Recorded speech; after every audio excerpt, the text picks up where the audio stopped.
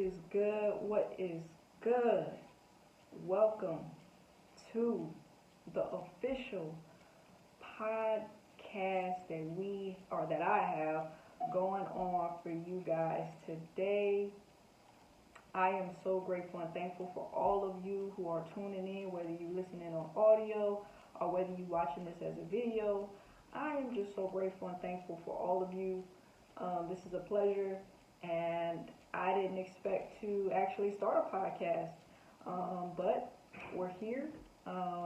So I'm grateful and thankful. Y'all, hit the subscribe button on the YouTube channel and wherever it is on the podcast, follow me, get to it, what I'm saying, get to it. I'm still new to this, so this is the first official one, so things are a little shaky, it's a little rocky. If the audio's off, whatever it is, just bear with me. It's the first one, so we just gonna get better in time, you feel me? So, as y'all can see, let's jump into this. As far as the first episode, obviously, this is the introduction to my podcast, and it's titled My Story. This is going to be my story. Now, obviously, I don't want to make this too long, but we gonna talk about some things, and I'm gonna let y'all know a little bit more about my background and who I am, as to who I am, because I don't think I've ever really sat down and really just spoken about my background and kind of like where I'm from and why, I am the way I am, things like that. So we're going to talk about those things today. I'm going to tell y'all what's up, what's going on. So, like I said, thank y'all all for being here, and appreciate each and every one of you who's listening in and watching the podcast. Shout out to you. So, first things first, my name is Kasaya. I have some notes right here, so if you see me keep looking to the side, it is me looking at my notes right here that I have. My name is Kasaya. I'm 25 years old. I may not look 25, but I'm 25 years old. I am 25 years old. I am from the state of Louisiana. Shout out to y'all. My background, my background, most of my life I grew up in church environments. I always grew up in the church. And I think it's kind of inevitable to not grow up in the church when you're, in the deep south. I think everybody has a very religious background if you were in the south, or at least I would think. So growing up, I always was in church. Church was like my whole life. My mom was deep into the church. All her friends obviously were deep into the church, so I was always at church on the weekdays. Other than Sunday, I was there on the weekdays all the time. I felt like that was just where I lived.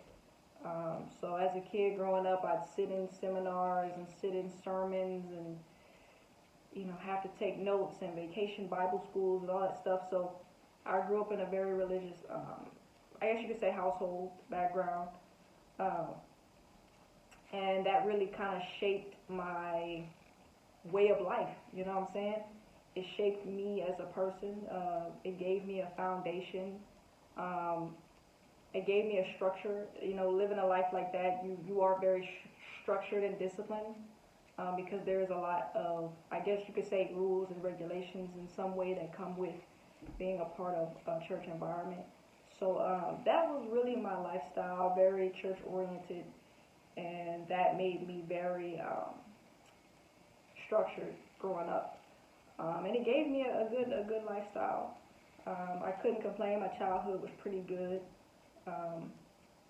so it definitely was a good part of my life to be able to grow up in the church, even though sometimes it felt like a burden as a kid. But it was good. So I really don't have any complaints as of now about it. When I was younger, I did. It was kind of hard, always being in church. Sometimes it got boring, you know what I'm saying? But fast forward to me going into middle school, that was the time where I guess I was very, I was getting older. Obviously, puberty starts to hit once you hit middle school. So puberty hits. I'm kind of walking in a way where, you know, womanhood has come. If y'all get what I'm saying, you women out there, womanhood has come, puberty has hit. And when those things started happening to me, I definitely started changing a lot. I was always a tomboy. I always did hang out with the guys a lot growing up. And then once puberty hit, I kind of was more so focused on just hanging out with girls, just being friends with girls, and being around people that I could relate to. And when I got into about sixth grade was a time where I really did discover my, I guess you could say, sexuality. I had my first official crush on a girl. And I mean, growing up, I was a tomboy, so I always kind of was, you know, I felt like I was one of the guys growing up as a young kid. I always was like, you know, I would talk like them. I'm going to get a girlfriend. I'm going to do this. I'm going to do that. And so it was just talk when I was younger. I wasn't thinking about those types of things. I would just talk because I would hear guys talk like that, so I would talk like that. But then once I got to sixth grade, that's when it really hit. Like, oh my God, I have these weird feelings for a girl, and I don't know what's going on. Like, what's happening? Oh my goodness. So that was when I kind of discovered, like, oh, okay, I might just be into girls. And that was kind of like a turning point for me. And that's when, once those feelings started happening, I kind of felt like, you know, maybe I need to discover more of who I am as a woman, more of who I am as a girl that maybe likes girls at the time, more of who I am as a black person, you know what I'm saying, because I did grow up more around other cultures. I didn't really necessarily grow up around black people growing up, honestly and truthfully. So I had a lot of discovery that I felt like I needed to do. So I kind of, I guess you could say in some way, I don't want to use the word rebel because it wasn't rebel. I guess I left the church environment and I wanted to venture out on my own and discover who I was on my own, and not by some man in the pulpit telling me who I was and who I should be and why I should be this. I wanted to discover my own self, and that's what I did. So I left the church environment about 14, 15 years old and just started trying to discover who I was in every aspect. And fast forward going into high school, I ended up, that was my freshman year of high school. My freshman year of high school, I guess you could say towards like the middle of the first semester, I ended up taking a class with a girl that started off being just a friend, you know, because when I started out in high school, I was still looking very feminine. I dressed girly, stuff like that. So I had, you know, somewhat of a social group. I had friends. Sorry for the people talking in the background. They're kind of distracting me. So bear with me if I feel like if I seem off. But yeah, so I kind of had a few friends. I was feminine. I dressed feminine at least. And so she was one of my friends, and we took a class together. It was like a little typing class together, or whatever it's called. And I started to like her more than a friend, and that's whenever it kicked in for me, that feeling of, oh my gosh, liking girls, you know, that came back to me after sixth grade. It came back again my freshman year of high school, and I was very attracted to her. I didn't know what to do, and we were friends, and I ended up towards the end of the semester in high school, towards the end of my second semester in high school, I did start to dress more masculine. I started to dress more like how I felt comfortable. So yes, I did start dressing more masculine. And once I started doing that, obviously then people were like, okay, yeah, Keziah is gay. Like, Keziah like girls. Like, she don't look like no girly girl no more. Like, the guys stopped talking to me and the girls started running from me. Like, it was a pretty bad time. I was gonna say something else, but it was a pretty messed up time for me because, like I said, I come from a small town, very conservative. So, you know, things like that is just not really normal here compared to somebody that might live in a city or see it a lot. Here it's not like that. It's a conservative town, a religious town. So, you know, these types of things don't really mesh well with this kind of environment. So, you know, I ended up like I said, guys had stopped flirting with me at this point because now they're looking at me as a lesbian, and then girls were not necessarily the girls that I was friends with at the time. They started slowly distancing themselves from me because they didn't want to be seen as gay by being with me, because like I said, I did look like I was masculine, so I looked obviously to most people gay, so they didn't want to be seen as gay by being with me. So my social life really started to decline in high school because of that. And once my social life started declining because of me just wanting to be who I was, that's when I started going through this extreme depression. And that was horrible. It was just a horrible time to not understand why you're feeling the way you feel, like not understanding why you know you like girls and your sexuality is at place, and not understanding why you like to wear clothes that aren't supposed to be the clothes you want, that girls are supposed to wear, and just, all of these different things, it's going through your head, and you're not understanding why people are pushing you away, and not being there for you during this time. It was very stressful. And so I ended up just not even wanting to go to school, not wanting to be around anybody, dealing with a lot of anger because of this sad time. And so I ended up falling into deep depression, and I ended up not really going to school much. I almost got kicked out of school. I'd get letters in the mail all the time saying they were going to kick me out if I didn't go back to school, because I had started missing days upon days upon days. I wouldn't go to school, and the times when I would go to school, I was very isolated. I wouldn't talk to nobody, and if I would talk to people, I would try to keep a smile on my face and play it cool. But for the most part, I really did see myself.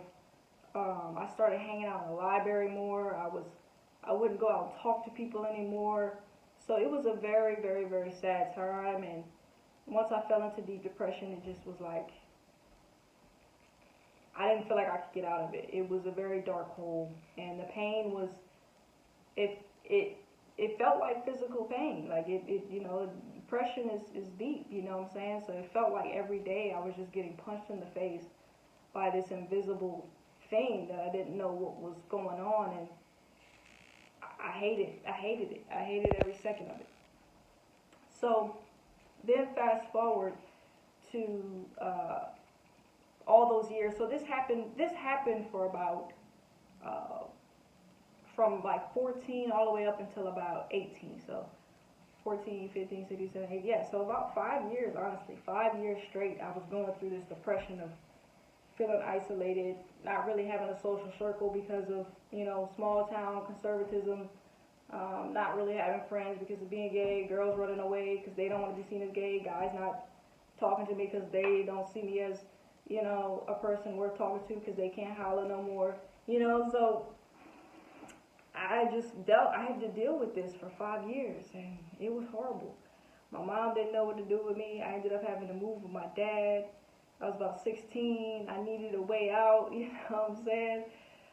So I ended up living with my dad, moving in with him, and he kind of helped me out a little bit to kind of get me on my feet just in a lot of different ways, mentally, emotionally, physically. My mom tried, but at the time she just couldn't really help me too much. Shout out to her, rest in peace. So during that time of me living with my dad, I did end up graduating high school, thank God. Once I moved in with my dad, I went to a new high school. That helped me out a lot, being in a new environment, new people. It kind of helped me gain some clarity. I joined sports for a while, ran track. I did softball for a while at my new school. It didn't stay in long. I did end up quitting, but just being able to do it for that time gave me clarity. It gave me peace. Moving in with my dad gave me clarity, gave me more peace. And then the depression did subside a little bit, but I still was facing a lot of it at the same time still. And then after I graduated high school, I would say maybe a year or two, something like that, after graduating, I still kind of faced this depression. And my dad came to me one day and he was just like, hey, I think you should try to get back into the church and try to, figure out maybe if this is a way, maybe being a part of a church community can help you to get back on your feet again. And so during that time, I said, I don't know about that, because I don't really want to go back to that environment where I feel like people are restricting me from being myself and all this other stuff. And my dad was just like, I think you just need to check it out. I think you just should give it a try. So he suggested a church to me. That his friends from work were actually going to. And so I ended up deciding to go. Me and him went one Sunday. And during that Sunday, they were handing out flyers and about all kind of stuff, all kind of events they were having and all this. And it was a nice little time. I had a good little time that Sunday. And so I decided to keep going back. I decided to take my dad's word for it, because my dad didn't really talk about religion much. So I knew when he said it, I knew it had to be something from God, God speaking through him to tell me I need to go. So I kept going back. I would go to like little youth gatherings at the time on Wednesday nights as well. And I started meeting people, and they started inviting me places. And then next thing you know, they started inviting me to go to a college at that church. And so I'm like looking at them like they're crazy. Like, why am I going to go to a church college when I don't even want to go to college in general? I didn't even want to go to regular college, let alone a Bible church college or whatever. So I'm looking at them like they're crazy. I'm like, oh no, I'm good, I'm cool, yeah, whatever. But then as time goes on and I'm still facing depression and I'm still looking for answers, I'm like, you know what? I think God is gonna lead me to this church school thing, Bible school thing, whatever it was. At the time it was like, and so like I said, I tell this story all the time. I was walking through a park one day, just down and out, just ready to just end it all, just end all the pain, end all the suffering. You know what I'm saying? Just you get to those points where you're just like, I just want to end it all. So that day I was just like, I just want to end it all. Walking through the park, trying to figure out a plan on how I'm gonna end my life, like real stuff. I was thinking about how I was gonna end my life, walking through this park, and I ended up walking right up to a table just to sit down. And as I was walking up to the table, I saw that there was something on it. And excuse me, I walked up to the table, and I saw that there was a book on the table. And as I approached the table, I see that this book is a Bible. And I'm like, oh my God, this book is a Bible. So then I end up opening up the first the cover of the Bible, and the first thing it says to me is, are you considering committing suicide? Are you lonely? Are you depressed? And I'm like, God, are you serious right now? Like you real life got this Bible sitting on this table asking me, am I everything that I feel right now at this moment? So I end up picking up this Bible, and I end up just holding this Bible to my chest, and I just start crying. And I'm looking up at the sky, like I'm talking to God. I'm like, God, okay, I'll go to this church school, Bible school, whatever it's called, God. I know you're speaking to me. I know you're telling me something. I keep trying not to go, but you telling me to go. And he's like, yes. Please, just pick up your cross and follow me. Please, just come on now. Just get your stuff together, right? So I'm like, all right, God, I'm going to do this. So I ended up going back to the church and telling them that I want to sign up for this school. I feel like God is speaking to me. And they were like, okay, great. So I ended up signing up for the school. You know what I'm saying? I ended up signing up for the school, and I think I had about, at the time I signed up, I think I had about like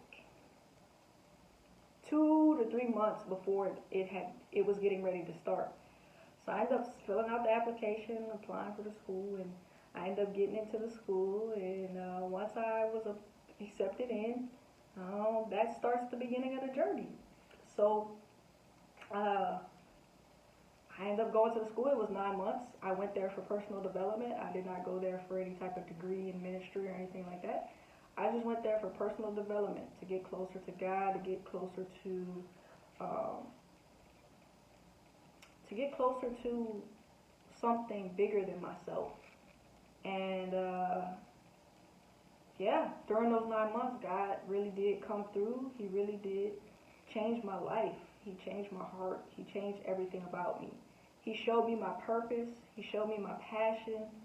And I prayed and prayed that God would reveal that to me, and He did. And He brought me out of so much during those 9 months. And if it wasn't for Him, I always got to give the credit as all the glory to God and God alone, the Most High, because I'm not going to sit here and flex on y'all. I'm not going to sit here and front on y'all. God is the answer.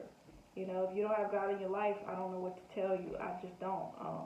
You know, without Him, I don't know how people really get through life. I just don't.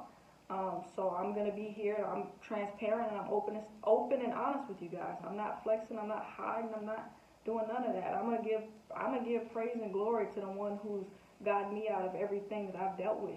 And without Him, I would not be here in this podcast talking to you guys, making this podcast and giving motivation and inspiration. I would not. So, yeah, He came through, and during those 9 months, like I said, He changed my life for the better. He brought me out of that deep depression, that deep hole that I was in. And I became better, and I discovered so many things about myself that I never knew I had inside of me. I never knew that I could get on this camera and do this podcast and speak to you guys about these types of things. I never knew that until I got closer to God and went to that school. So I became a better woman because of that. And the steps that I took while I was there was very vital. I was very intentional about who I was and where I was trying to go. I knew I wanted to get out of this place of depression and sadness, and I knew I wanted the pain to go away. So I did everything I possibly could as a person to read books. I read books while I was there. I read a lot. I worked a lot, but I read a lot. I worked a lot. I prayed a lot, and I just would ask God, like, you know, show me what it is that you got me on this earth for, you know what I'm saying? And I just continue to do a lot of behind the scenes work that a lot of people there may have not known, but it was very intentional, very, very intentional. When I was there was a lot of intentional things that was happening, and God was with me. And so that was the first step that I took to become better, to get out of that rough spot in my life. Is gaining a relationship with God. And then from there, like I said, I was reading books. I was surrounded by people who were like-minded, who were looking for the same things I was looking for, who were trying to better themselves just like I was. I wasn't hanging around people that weren't doing things to better themselves. I was around people who were like-minded and trying to better themselves. And then I was also just, you know, trusting the process and having faith. So those were like the main steps that I was taking at that time to get out of this deep depression, was like-minded individuals, getting closer to God, and reading and discovering and doing things, gaining knowledge on things, on how to become better and how to be all that I could be. So that was the first steps that I took to get out of the deep depression that I was in. And obviously God and taking those steps did get me out of that. I'm not saying that I don't have bad days. I'm not saying that there's not days where I'm sad, or even weeks that I'm not sad. Like, obviously I'm human. I go through things just like everybody else. There's times where I am sad and depressed and not feeling my best, but I know how to get out of it now, is what I'm saying. I know I've learned how to get out of it. You know what I'm saying? And it took me taking the steps and putting in the work to be here, to get out of it. So I know how to get out of it. So when I am in those times of depression or sadness, I know it's only for a while. I know it's a little rain before the sunshine comes. So I understand it's just some time before I'm out. But as long as I'm putting in the work and trusting in God, I know I'm going to get out.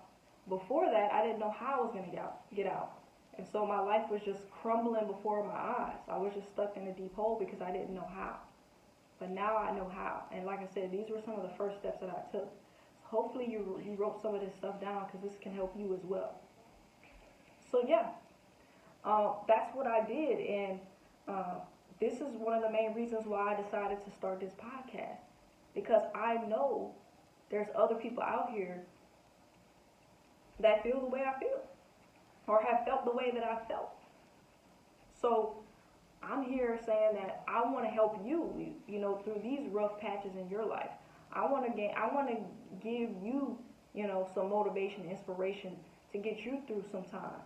But you have to be willing to want to put in the work as well. I can't just sit here and get on this camera every day and you listen to me every day and you're just here listening, but you're not putting in the work. You're not going to get the results that you're looking for without putting in the work. So I just made this podcast because I wanted to bring awareness to people out there in dark places. I want to help you just like I was helped. I didn't necessarily have people helping me through these struggles. So I want to be able to be the voice for people who are down and out and who need the help. So I'm here for you. This podcast is here to uplift you and motivate you. And I want to give you practical steps and practical ways on how to get through your rough patches, your dark places, and how you can come out better and stronger and wiser through all these situations that you may be going through. So I hope this story was impactful. I hope it wasn't too all over the place. But that was just a little mini short sum story of who I am, my background, a little bit about what I've gone through, and my struggles. Like, no matter what your struggles is, we all go through struggles. Nobody's struggle is greater than the other. I'm saying? A struggle is a struggle. Pain is pain. Whether it's depression, whether it's physical pain, whether it's abuse, no matter what it is, pain is pain. And when we go through these dark times in our lives, whether it's anxiety, whatever it is, when we go through these dark times in our lives, it is suffering. And we need a way out. We need a way out of these things that we go through. So finding ways to get out of these dark places is important. And so this podcast is here. I'm here. We're going to be on this journey together. I'm not saying I'm a guru. I'm not saying I have all the answers. But I got a little wisdom and I got a little knowledge because I have been through similar situations as you, or some of you have. And I'm here to learn from you guys in certain aspects, and I hope that you are here to learn from me in certain aspects. So thank you guys for listening once again. Thank you guys for watching. Let's get on it, okay? Let's get it on and popping. So y'all just keep the faith. Y'all stay motivated, stay inspired. Thank you for hearing my story, and I will be back with another pod for y'all.